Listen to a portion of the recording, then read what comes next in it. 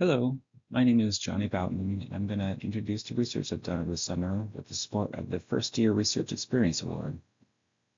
This has really been an incredible experience, and I'm excited to share my progress with you. My project is it's a drug delivery system that aims to improve the effectiveness of drugs administered to a patient by giving control over where and when they're activated. In other words, instead of drug just going everywhere inside of a body and hoping enough of it reaches the right place at the right time, we're trying to build a system that can be switched on in a very specific location and moment. The project uses a method called BRET, which stands for Bioluminescence Resonance Energy Transfer. It basically means we use a glowing protein inside of the system as a tiny internal light source to activate our material and to trigger it to release its drug cargo. So instead of shining light from the outside of the body, we're generating light right where we need it. And I'll show a diagram of how this works further in the presentation, and hopefully it will make sense once you see all the pieces fit together.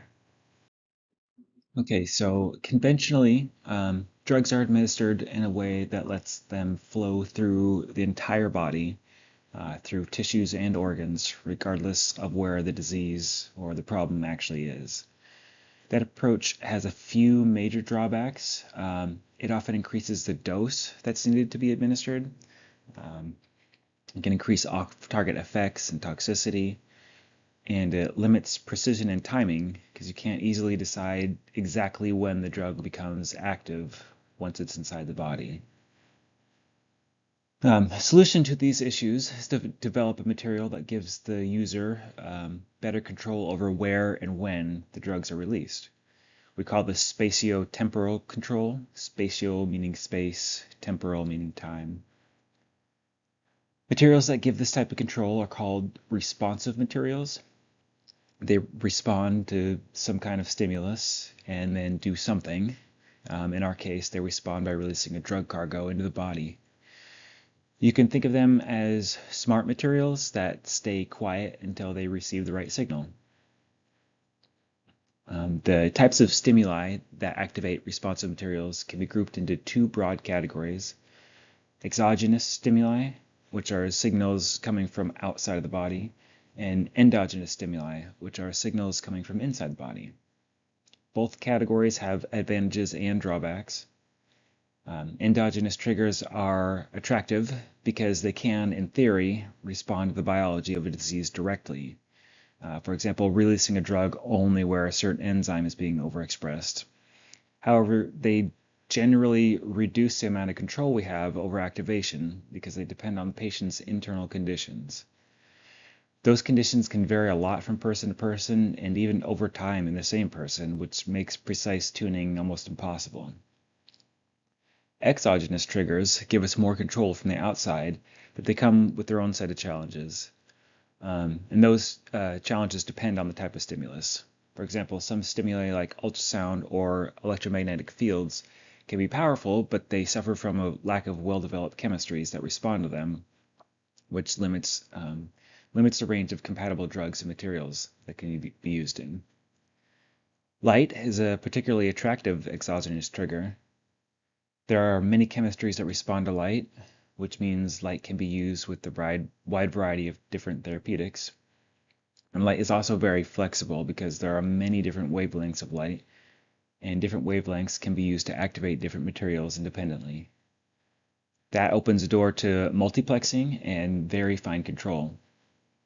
However, there's a big problem with light, which is that it does not penetrate deeply into tissues. That means external light sources are great for things near the surface, but their usefulness drops off quickly deeper in the body, limiting the types of treatment it can administer. So the goal for this project is to circumvent that limitation by bringing light source inside the body. I like to think of it as packing a little light bulb into the system, only this light bulb is a bioluminescent protein. So my project builds off of previous work that used a class of molecules called ruthenium polypyridyl complexes as the receiver of bioluminescent energy in a BRET system. These ruthenium complexes have an incredibly useful property. When they're irradiated with light, they can release part of themselves In our case, that part can be a drug or a linker attached to a drug. They're also very tunable, meaning chemists can adjust their structure to change their properties, making them highly versatile tools for actually a lot of different applications. Here I have a schematic of the system I've been working on. We have a PEGDA hydrogel, which is a three-dimensional biocompatible polymer network. You can think of it as like a soft water-filled lattice network. And within that hydrogel, we attach a bioluminescent protein called nanoluciferase, or nanoluc for short. And attached to the nanoluc is our ruthenium complex, which is carrying therapeutic cargo.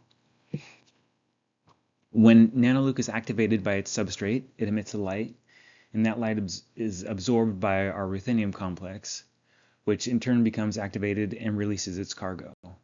This particular system is designed to carry protein cargo, so in the schematic I show a little peptide attached as an example.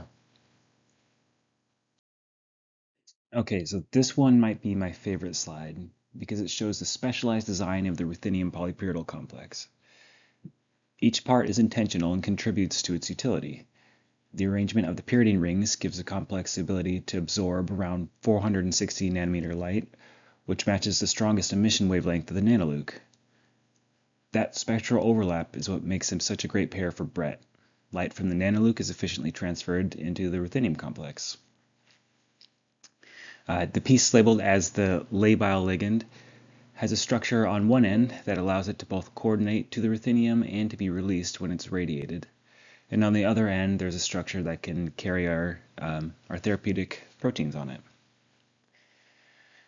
Down at the bottom is a piece we're calling the halo tail. This region contains a structure recognized by nanoluc, and when they interact, a permanent covalent bond forms, linking the ruthenium complex to this protein. The covalent attachment helps keep all the components close together so that when the light energy is released from the nanoluc, it's efficiently absorbed by the ruthenium. And on the right, there's a plot from a photolysis test. After the complex was synthesized and purified, we needed to confirm that it actually undergoes the expected photoreaction. So to do that, a sample was irradiated with a laser, and measurements were taken at different time points. The instrument used measures absorbance across the ultraviolet and the visible spectrum. If the molecule is undergoing the desired reaction, we'd expect its absorbance profile to change over time.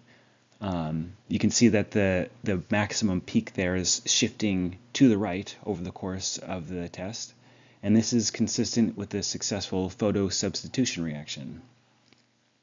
And below is a diagram of the reaction itself, showing the labile ligand being released when light is applied.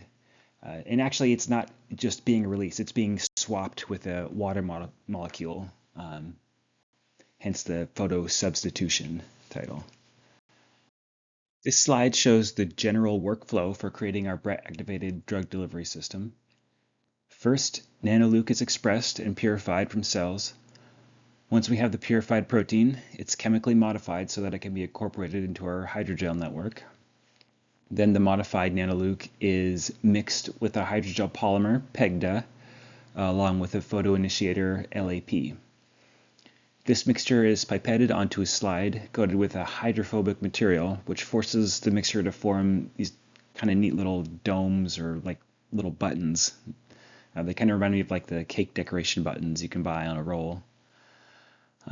The buttons are then irradiated with 405 nanometer light to cure them, forming solid hydrogels that contain the nanoluc protein throughout the network. Once the gels are formed, we moved on to loading the ruthenium complex.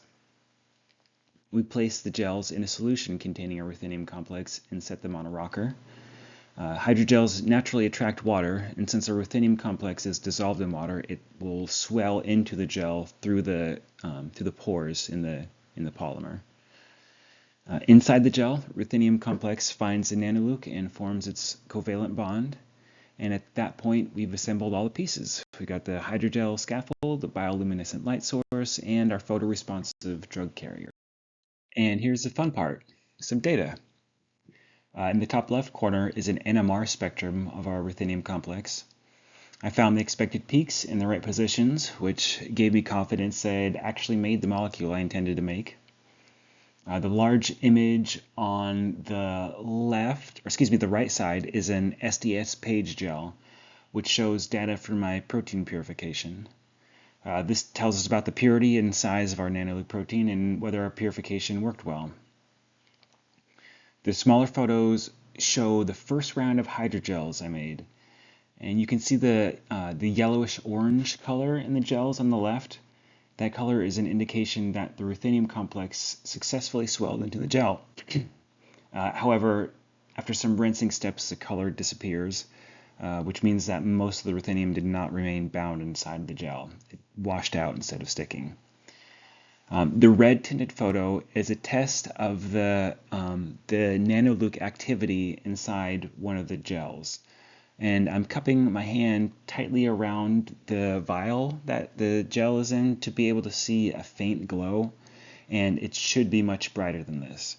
If we look back to the SDS page gel image, in the last lane on the right inside that little red box, we would ideally see a strong single band, and instead the band is faint and there are extra bands in that lane.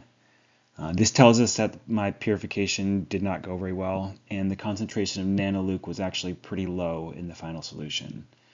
That low concentration explains both the dim glow in the gel and the poor conjugation of the ruthenium complex into the gel. There just wasn't enough properly purified nanoluke protein in the system. So success of my first try would have been amazing, but honestly, part of the fun of research, for me anyway, is identifying problems and then figuring out how to solve them. I am very grateful to the Center for Undergraduate Research and Engagement for supporting my summer research, and to Oregon Pathways to Industry Research Careers for their encouragement in helping me begin my research journey. I also like to thank the members of the RAP Lab for their guidance and mentorship, and extend a special note of appreciation to Dr. Teresa Rapp for her outstanding mentorship and for providing me the opportunity to carry out this incredible project in her lab.